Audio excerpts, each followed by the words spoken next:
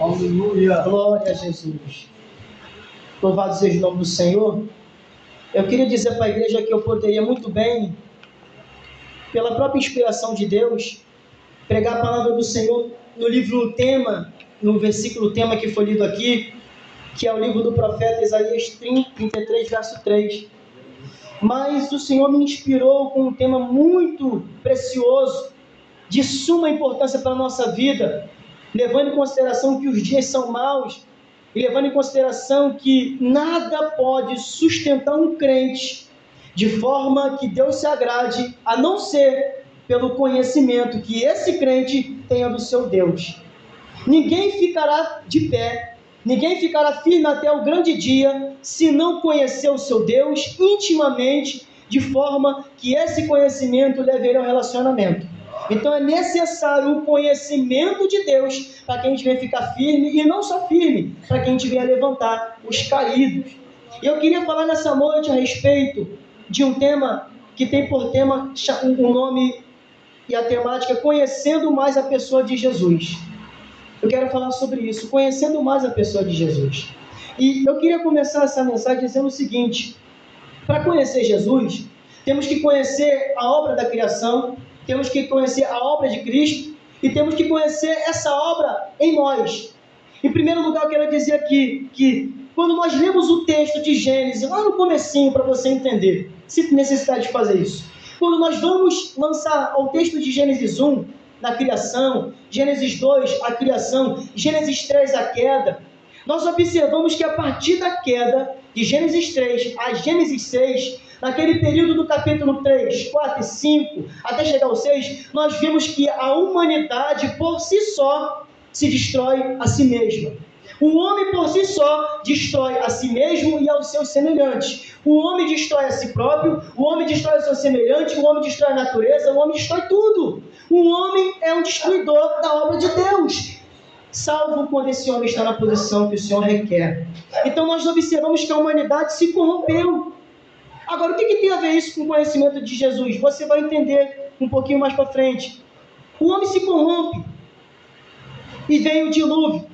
O dilúvio, segundo a palavra do Senhor, foi para purificar a terra da corrupção, porque Deus havia decidido acabar com aquela humanidade, a fim de que de um homem e da sua descendência, uma nova humanidade brotasse sobre a face da terra, uma humanidade que temesse ao Senhor, uma humanidade que priorizasse o relacionamento com o Senhor, uma humanidade que conhecesse o Senhor, porque a humanidade antes do dilúvio não conhecia Deus, porque se houvesse conhecido, não teriam sido destruídos. Aqui vai uma palavra para o teu coração: enquanto nós conhecemos ao Senhor, nada nos destruirá. Nada nos destruirá enquanto conhecermos ao Senhor. O conhecimento de Deus é poderoso para nos fazer indestrutíveis. E isso não é palavra de pregador, isso é palavra de Deus. Jesus disse: Pai, guarda-os na tua palavra, guarda-os no teu nome. E a palavra de Deus é poderosa para nos guardar. Gênesis 6 a Gênesis 12, nós vemos que a humanidade não aprendeu a lição, porque Noé, homem piedoso, homem justo, que foi confiado uma palavra de aliança, diz a palavra do Senhor em Hebreus que ele foi um homem justo, pregador de justiça. Ele pregou o evangelho, ele trouxe o ensinamento de Deus, mas seus filhos não deram prosseguimento a esse ensinamento, salvo a descendência de Sete, que deu continuidade ao conhecimento de Deus. Então o que eu quero dizer aqui para a igreja é que a solução não estava no homem, a solução estava na intervenção de Deus na história. E eu quero dizer a primeira coisa para a igreja aqui nessa mensagem: o conhecimento de Deus que nós temos e que nós vamos continuar tendo, não vem do nosso esforço, vem pela graça do Senhor. Porque nós aprendemos pela palavra do Senhor que era algo que o homem deveria buscar, a presença. Porque se o homem caiu, o homem teria que se levantar. Mas a história nos mostra que não foi assim que aconteceu. O homem caiu e ficou caído. Se não for a Deus que fosse atrás do homem, vestisse o homem com pele de animais, proporcionasse o arrependimento, proporcionasse o perdão, proporcionasse a restauração, proporcionasse a regeneração, proporcionasse a justificação e salvação, o que seria da humanidade? Então, nós entendemos pela palavra do Senhor que é Deus que dá o primeiro passo. É por isso que eu estou aqui, é por isso que você está aqui, porque o Senhor Jesus deu o primeiro passo. O conhecimento de Deus na nossa vida vem pelo próprio Deus. E por que é isso importante falar? E por que é isso importante entender? Porque Deus quer que você conheça Ele. Deus quer que você conheça Deus. Irmãos, Paulo chega a falar de uma forma de exortação à igreja de Romanos e à igreja de Coríntios o seguinte: como eles vão crer se não há quem pregue? Como eles vão crer se não tem alguém para pregar? Agora, o importante não é pregar. O importante é pregar sabendo o que está pregando.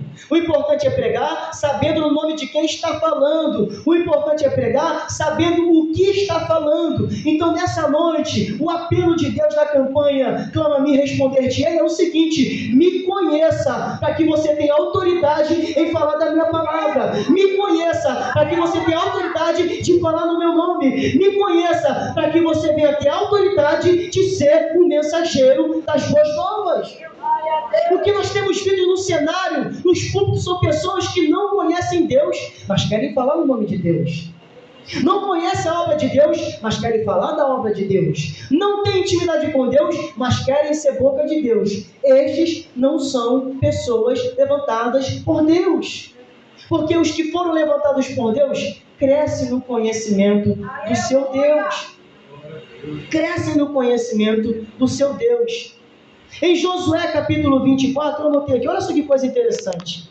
Quando Deus chamou Abraão, a gente tem uma visão, eu vou demorar um pouquinho de entrar no Apocalipse, vou entrar no Apocalipse só no final da mensagem. Quando Deus chamou Abraão, qual é a nossa impressão? Deus falou: levanta-te, sai da tua terra e da tua parentela para a terra que eu vou te mostrar. Nós temos a impressão que Abraão era crente. Não é verdade? Abraão era crente. Mas a Bíblia não diz que Abraão era crente. Oh, glória a Jesus pela palavra. A Bíblia diz que Abraão creu. Ele não era crente, mas ele creu. E como nós provamos isso?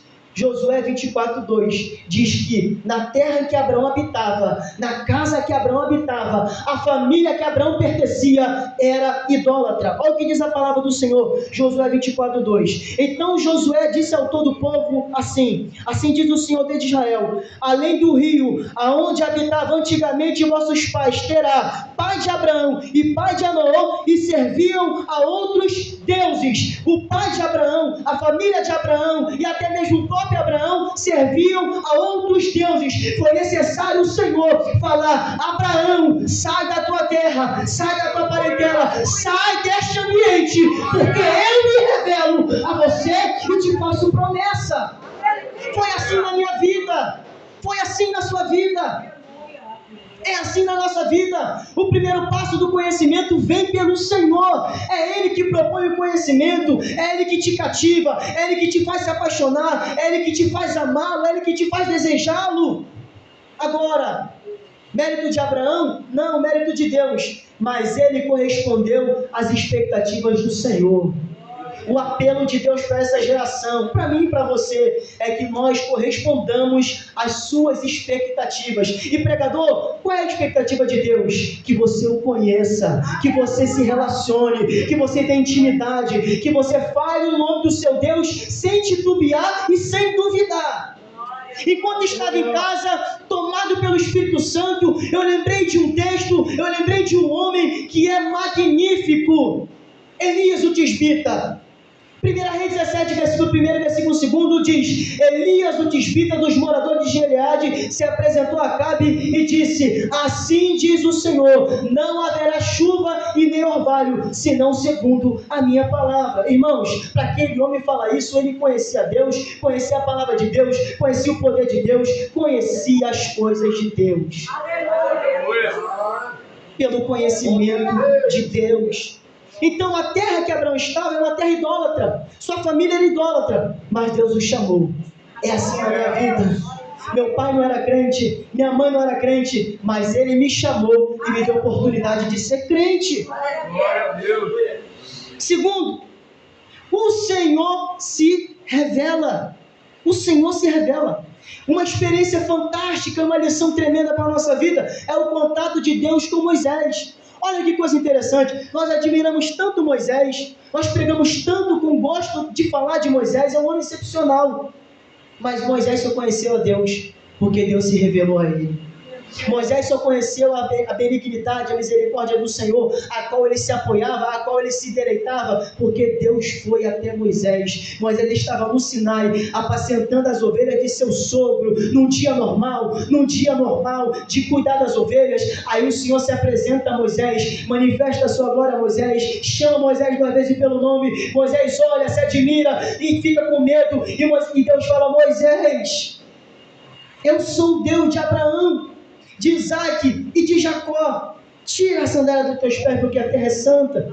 O que eu aprendo aqui, irmãos, é que até aquele momento, observe isso, até aquele momento, Deus era Deus de Abraão, de Isaac e de Jacó. Mas a partir daquele momento, Deus era Deus de Abraão, Isaac, Jacó e Moisés. A partir do conhecimento, Deus começou a ser Deus de Moisés.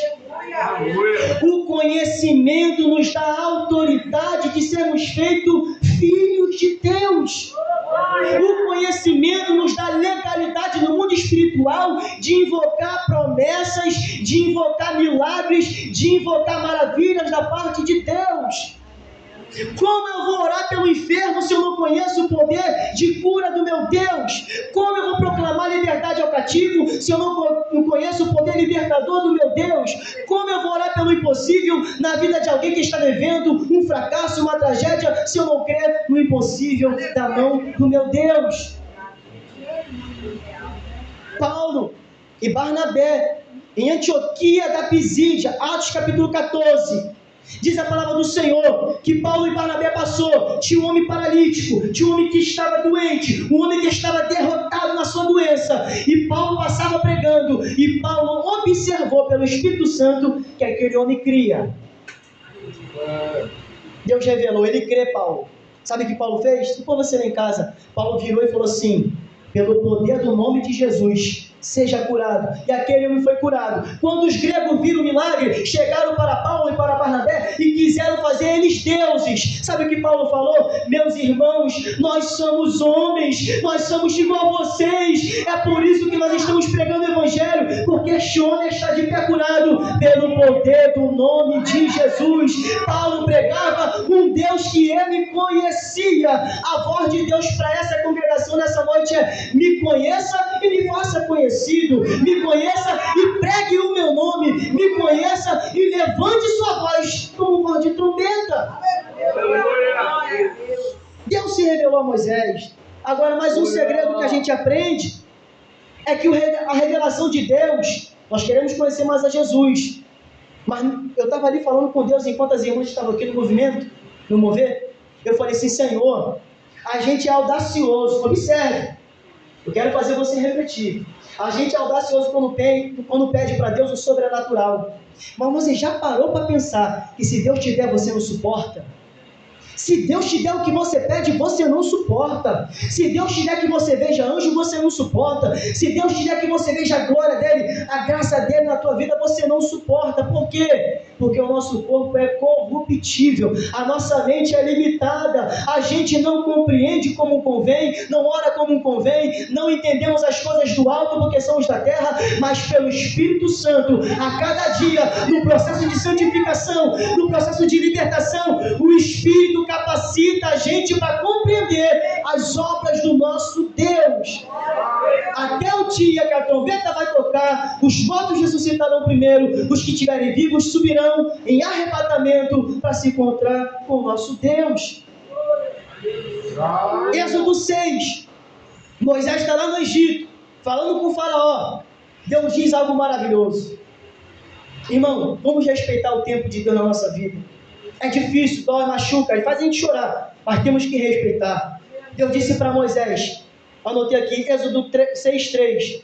Deus disse assim: Moisés, vai lá para Faraó e diz a ele: deixa Israel sair para que me adore. Aí no versículo 2 Deus diz assim, no versículo 3 Deus diz assim: eu me revelei a Abraão. Olha só como é que Deus é tremendo. Eu me revelei a Abraão como o Deus Todo-Poderoso. Foi essa maneira que Deus se revelou a Abraão, o El Shaddai, o El Elyon, o Deus Altíssimo. Ele decidiu se revelar a Abraão de uma maneira poderosa, gloriosa, soberana, altíssima. Aí o que Deus diz? Mas agora, para Israel, eu vou me revelar de uma maneira mais profunda. Eu vou me revelar de uma maneira mais íntima. Eu vou mostrar para Israel o que eu não mostrei para Abraão. Eu vou mostrar para Israel o que eu não mostrei para Isaac. Eu vou mostrar para Israel o que eu não mostrei para Jacó. O que é, pregador? Eu sou o que sou. Abraão não conheceu o eu sou o que sou. Abraão conheceu o El Shaddai. Abraão não conheceu o eu sou o que sou. Abraão conheceu o El Elohim, El Elyon. Mas o povo de Israel, em Êxodo 19, verso 5 a seguir, conhecer eu sou o que sou. Quando o cume do Sinai pegou fogo, o cume do Sinai ficou em trevas, o cume do Sinai teve relâmpago, trovões e som de trombeta, e diz a palavra do Senhor que Moisés falava, e Deus respondia a Moisés no som do trovão. Aleluia. A relação do conhecimento de Deus. Agora, o que isso tem a ver com o Apocalipse? O que isso tem a ver com o Apocalipse? É que tudo que está escrito no Antigo Testamento revela Jesus. Tudo aponta para Jesus.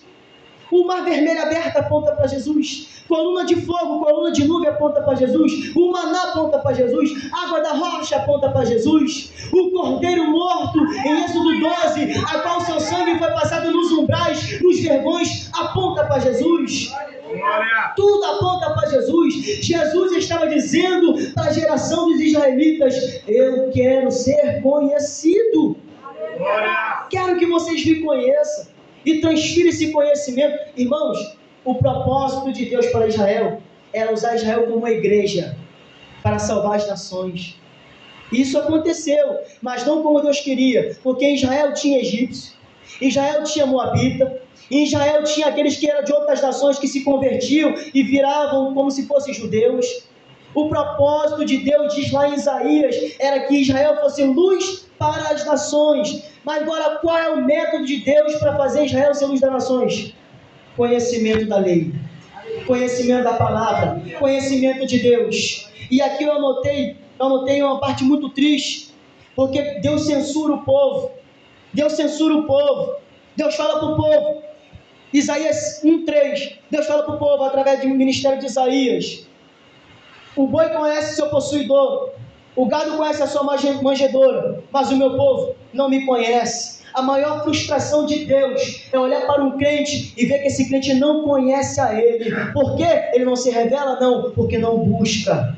Porque não tem sede de conhecimento, porque não tem sede de aprendizado, porque não perde as horas, entre aspas, buscando o conhecimento de Deus. Está acostumado a vir para o culto, está acostumado a vir para os cultos e somente ouvir o que o pregador, o que o pastor, o que a irmã fala. E isso não sustenta crente. Você pode vir 10 anos para a igreja, mas se você não tiver a tua vida com Deus, se você não ler a tua Bíblia e não tiver momento com Deus, não te sustenta de pé. Não sustenta de pé. Aqui é o celeiro, lá é o campo de batalha. Aqui é o nosso quartel-general, lá é o campo de batalha. Aqui é o aprisco onde o pastor cuida das ovelhas. Lá tem lobos devoradores e leões ferozes. Então, Deus censura Israel em Jeremias 4:22. Em Jeremias 4:22, que é o texto que a irmã escolheu para a campanha, Deus censura o povo dizendo: o povo não pratica boas obras, o povo não me ama, o povo não me conhece.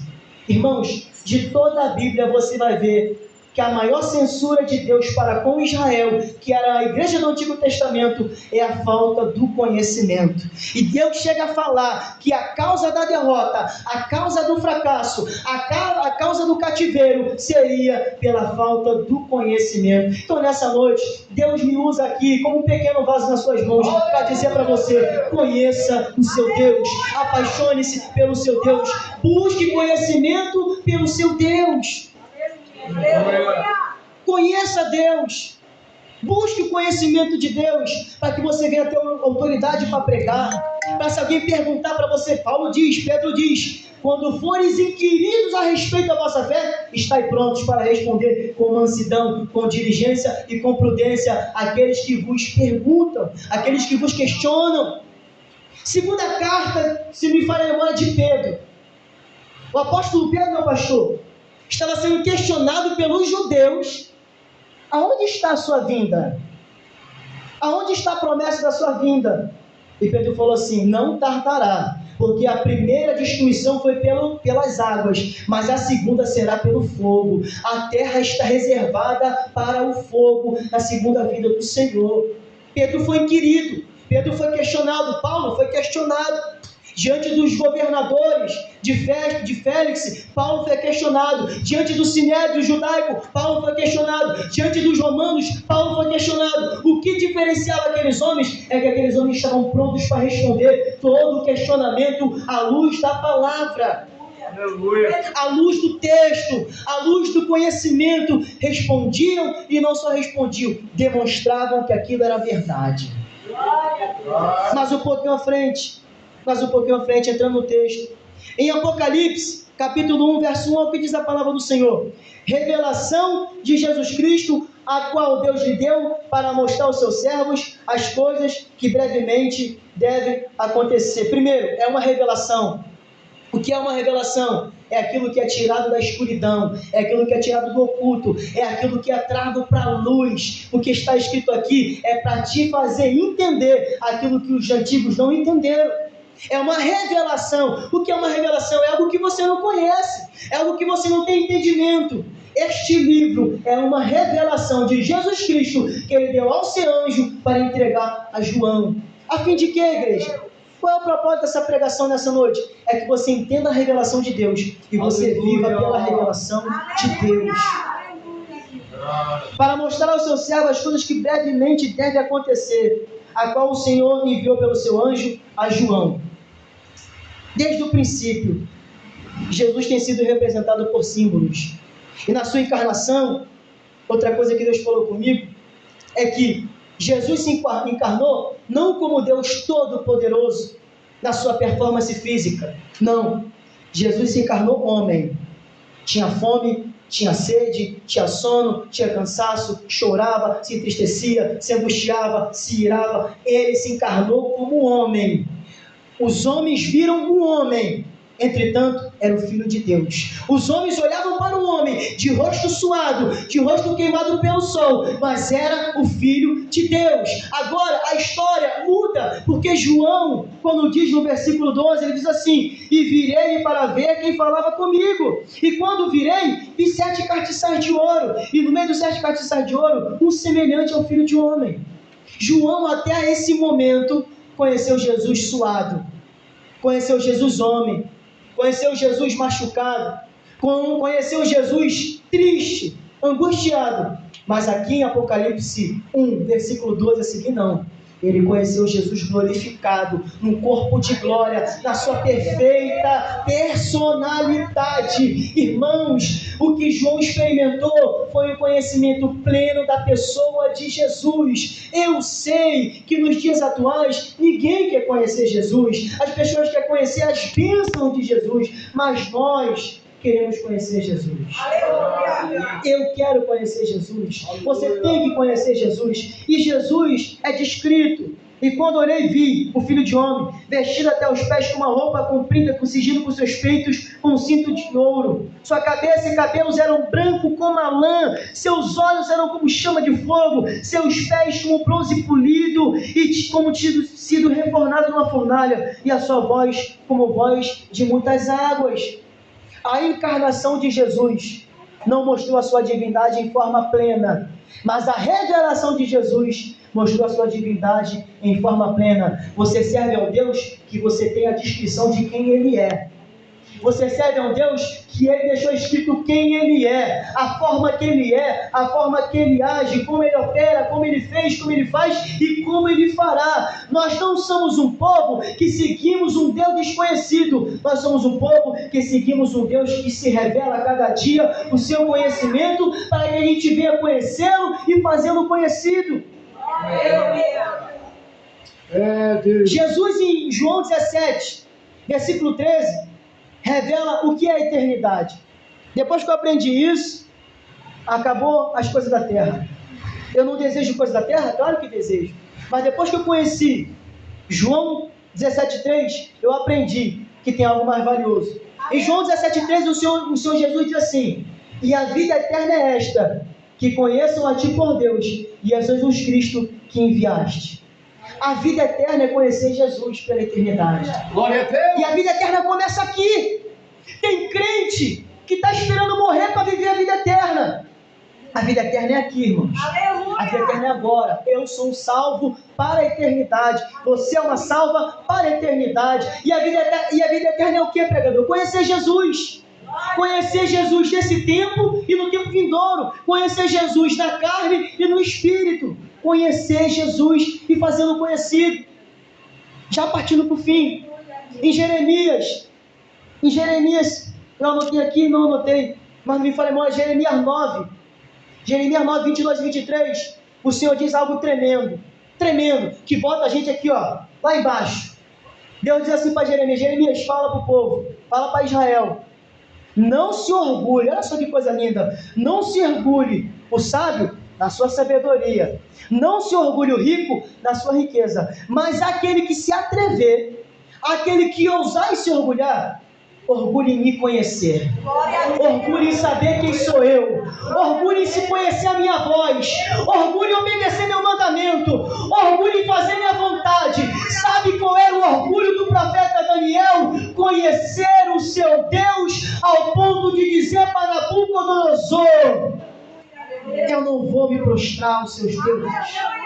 Sabe qual era o orgulho de Sadraque, Mesaque e Abednego? É dizer para Nabucodonosor: rei, a tua estátua está de pé, rei, a multidão já se prostrou, mas fica tu sabendo, nós não nos prostraremos diante dos seus deuses.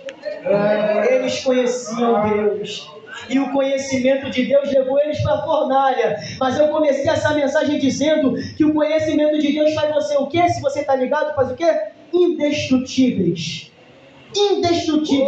O conhecimento do Senhor não nos deixa ser destruídos, não nos deixa ser vencidos, não nos deixa ser derrotados, não nos deixa fracassados, não nos deixa na lama, na sarjeta, não nos deixa no fundo do poço. O conhecimento de Deus é uma proteção imparável.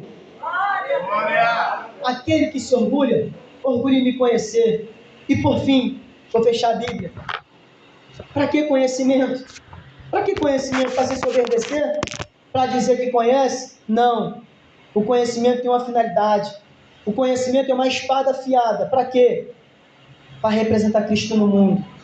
Olha o que o apóstolo Paulo diz aos Efésios. Eu já encerro com essa palavra. O apóstolo Paulo aos Efésios, capítulo 1. Se nós não botar aí para você acompanhar. Paulo aos Efésios, capítulo 1, verso 22 e verso 23, diz a palavra do Senhor: e sujeitou todas as coisas a seus pés, e sobre todas as coisas o constituiu como cabeça da igreja, o qual é o seu corpo, a plenitude daquele que cumpre tudo em todos. Sabe o que nós somos? Representantes de Cristo na terra.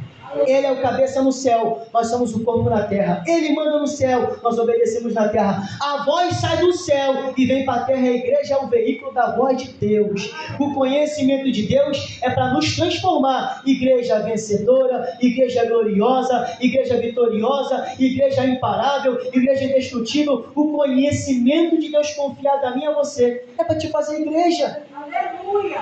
Nós só somos igreja pelo conhecimento, irmãos. Nós só somos servos pelo conhecimento. E Paulo diz mais em Colossenses 1, 24 a 27, uma revelação mais profunda ainda do que essa. Paulo diz para a igreja de Colosso o seguinte: vocês são um mistério de Deus. Olha só que coisa tremenda.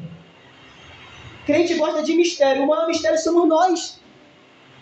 Nós somos o maior mistério de Deus. Sabe qual é o mistério que o judeu não entende até hoje? Como Deus deixou para que os gentios absolvessem, para que os gentios vivessem as promessas feitas a Abraão.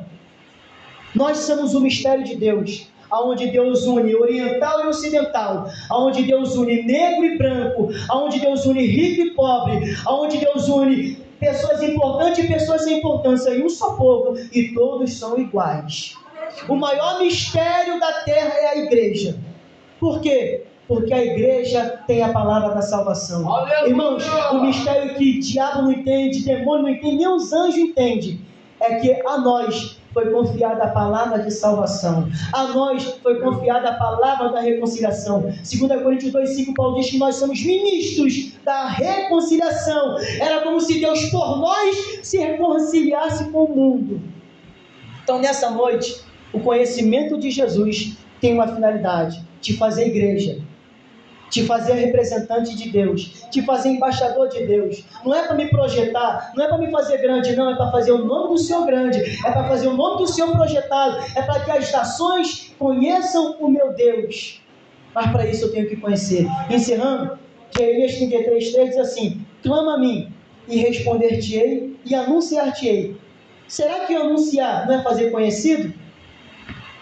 Se eu chegar aqui e falar assim: igreja, eu tenho uma notícia para anunciar à igreja, a igreja vai conhecer o que eu tenho para falar. Então, basicamente, o que Deus disse para Jeremias é o seguinte: clama a mim, eu vou te responder.